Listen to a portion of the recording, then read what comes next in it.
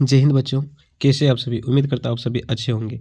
बच्चों आज की इस वीडियो में हम लोग जो प्री बोर्ड का जो टेस्ट हुआ है क्लास 10 का साइंस का, तो आज हम लोग उन सभी क्वेश्चनों का जो आंसर था उन सभी आंसर की को आज हम लोग देखने वाले हैं। ठीक है, आज इस वीडियो के माध्यम से आप लोग को पता चल जाएगी कि हम कितना सही बना करके आए हैं और कितना मार्क्स मेरा आने का है और हमारी तैयारी किस प्रकार की है। तो इस टेस्ट से आप लोग को पता चल जाएगा कि हमें और तैयारी करने की आवश्यकता है या हमारी तैयारी जो है वो अच्छे लेवल की है। तो आइए आज हम लोग जो टेस्ट हुआ है उन सभी टेस्ट के क्वेश्चन को एक एक करके विश्लेषण करते हैं। इसके पहले अगर हमारे चैनल में आप नए हैं तो सबसे पहले चैनल को सब्सक्राइब कर लीजिए और बेल आइकन को प्रेस कीजिए।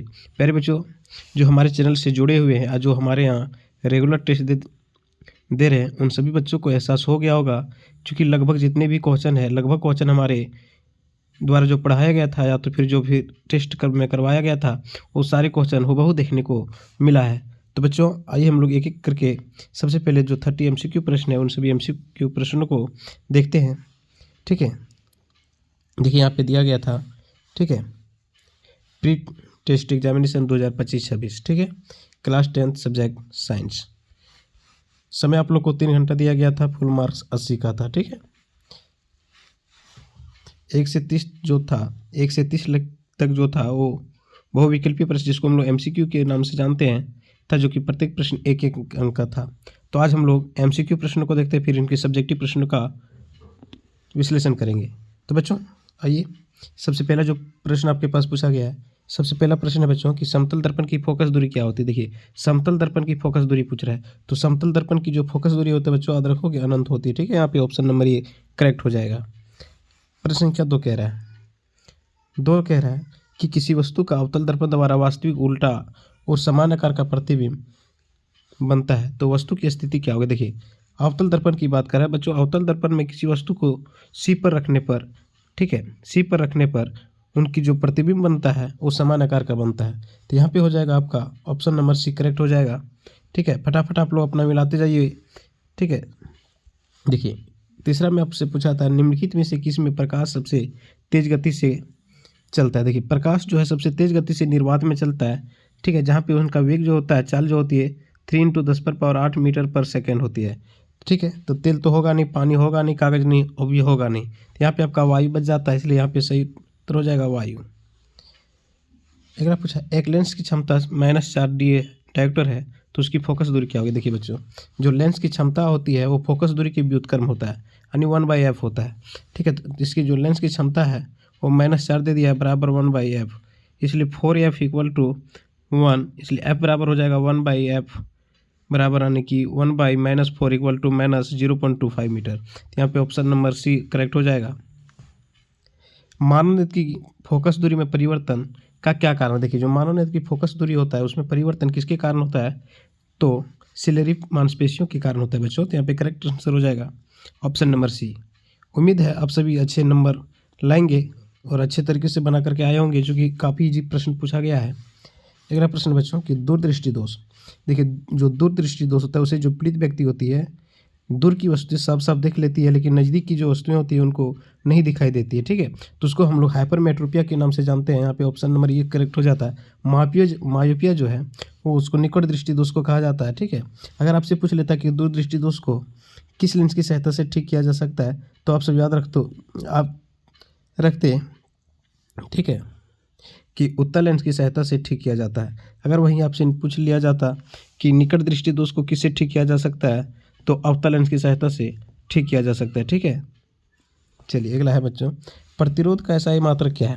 देखिए प्रतिरोध का SI मात्रक क्या होता है, तो ओम होता है। ठीक है, तो यहाँ पे आपका सही उत्तर हो जाएगा ऑप्शन नंबर डी ओम। जो हमारा कल का वीडियो था उस अगर सिर्फ जो वही वीडियो देख के अगर जो बच्चे गए होंगे खास करके, तो उससे MCQ प्रश्न काफ़ी आप लोग बना करके आए होंगे। टंगस्टन का उपयोग निम्नलिखित में से किस में किया जाता है।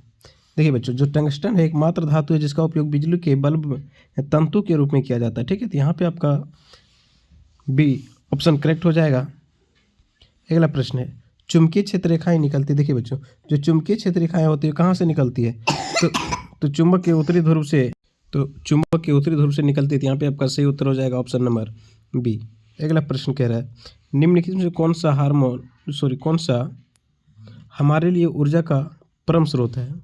ठीक है। निम्नलिखित में से कौन सा हमारे लिए ऊर्जा का सबसे अच्छा स्रोत है? बच्चों हम लोग के लिए ऊर्जा का सबसे अच्छा स्रोत कौन है? तो सौर ऊर्जा है। ठीक है, यानी सूर्य से प्राप्त होने वाली ऊर्जा को ही हम लोग सौर ऊर्जा कहते हैं। तो ये हमारे लिए सबसे उपयुक्त माना जाता है। ठीक है, अगला है रासायनिक समीकरण को हम किस नियम के कारण संतुलित करते हैं? तो बच्चों आप लोग को पता है कि जो रासायनिक समीकरण होता है उसको हम लोग संतुलित करते हैं तो द्रव्यमान संरक्षण नियम के अनुसार से इसको संतुलित करते हैं। ठीक है, तो यहाँ पे आपका सही हो जाएगा ऑप्शन नंबर ये। नेक्स्ट है बच्चों कि Fe, ठीक है, iron plus CuSO4 equal to Cu plus FeSO4 किस प्रकार का अभिक्रिया है? ठीक है, तो किस प्रकार की अभिक्रिया बच्चों? तो ये विस्थापन अभिक्रिया है। अगला प्रश्न है हाइड्रोजन आयन की सांद्रता किस पदार्थ में सबसे अधिक होती है? देखिए हाइड्रोजन आयन की सांद्रता सबसे अधिक किसमें होगा? जो सबसे प्रबल अम्ल होगा। सबसे प्रबल अम्ल कौन होता है? तो जठर रस होता है। तो यहाँ पे ऑप्शन नंबर ये करेक्ट हो जाएगा। ठीक है, नेक्स्ट है पदार्थ ABCD का pH मान क्रमशः 5, 8, 10, 13 है, तो उसमें से कौन सा पदार्थ ही अम्ल है? तो बच्चों आप लोग को पता होनी चाहिए कि जो अम्ल का pH मान होता है वो 7 से कम होता है। अब इन 4 में से आप लोग को देखना होगा कि किनका pH मान सबसे कम है। तो 5 जो दिख रहा है बच्चों, ठीक है, तो 5 क्या है? तो ये अम्ल है, क्योंकि इसका जो pH मान है वो 7 से कम है। 7 से कम है मतलब वो अम्ल है।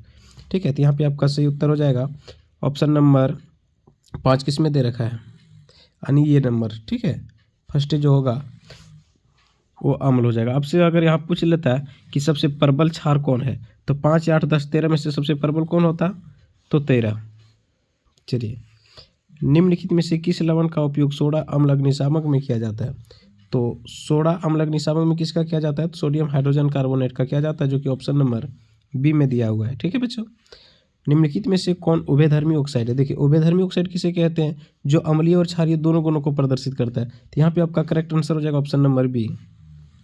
ठीक है, नेक्स्ट है दिए गए तत्वों के इलेक्ट्रॉनिक विन्यास में से कौन सा गैस का इलेक्ट्रॉनिक विन्यास है? देखिए 8 2 10 10 और 1 11 11 मतलब सोडियम का है। 8 2 10 10 और 17 17 क्लोरीन का है। तो यहाँ पे सही उत्तर हो जाएगा क्लोरीन गैस।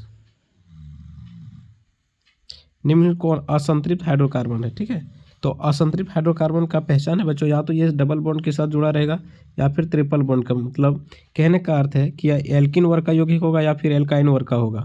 तो CH4 ये मीथेन है। ठीक है, ये भी नहीं होगा, यानी कि ऑप्शन नंबर सी करेक्ट हो जाएगा। HCHO में कौन प्रक्रियात्मक समूह है? देखिए CHO लगा हुआ है। CHO किसका है? एल्डिहाइड का है। ठीक है, तो यहाँ पे एल्डिहाइड कहाँ पे है बच्चों? Option number C. दिए गए तत्वों में से किस तत्व में संयोजी इलेक्ट्रॉनों की संख्या लिथियम के बराबर होती है? यानी कि लिथियम यानी कि 2 होता है। 2 किस में होगा? तो 2 8 10 10 2 12 यानी 2 मैग्नीशियम में हो जाएगा। तो ऑप्शन नंबर ये करेक्ट हो जाएगा। अमीबा में किस प्रकार का पोषण होता है? देखिए अमीबा जो है, ठीक है, अमीबा में किस प्रकार का पोषण होता है? तो अपना भोजन तो स्वयं बनाते नहीं है, तो सपोषी होगा नहीं। मृत जीवों पर निर्भर नहीं रहते हैं। तो यहाँ पे करेक्ट हो जाएगा बच्चों ऑप्शन नंबर ये परजीवी पोषण। ठीक है, यानी परपोषी होता। श्वसन प्रक्रिया में ग्लूकोज से क्या है? स्पष्ट दिखाई नहीं दे रहा है। श्वसन प्रक्रिया में ग्लूकोज का विखंडन कहाँ पर होता है? तो याद रखोगे माइटोकॉन्ड्रिया में होता है। ठीक है, तो ऑप्शन नंबर बी यहाँ पे सही हो जाएगा।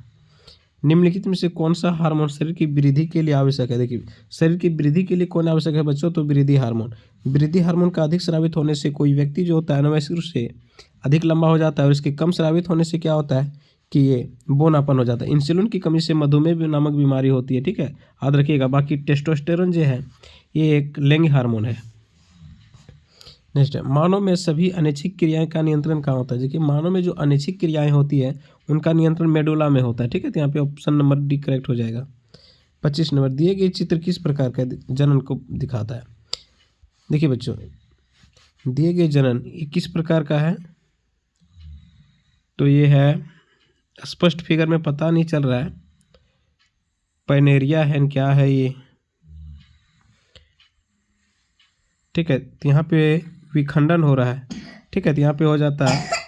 ठीक है बच्चों, इसको देख लीजिएगा थोड़ा मेरे अकॉर्डिंग इसका विखंडन होना चाहिए, चूँकि विखंडन हो रहा है एक, फिर यहाँ पे कई भागों में विभाजित हो रहा है। ठीक है,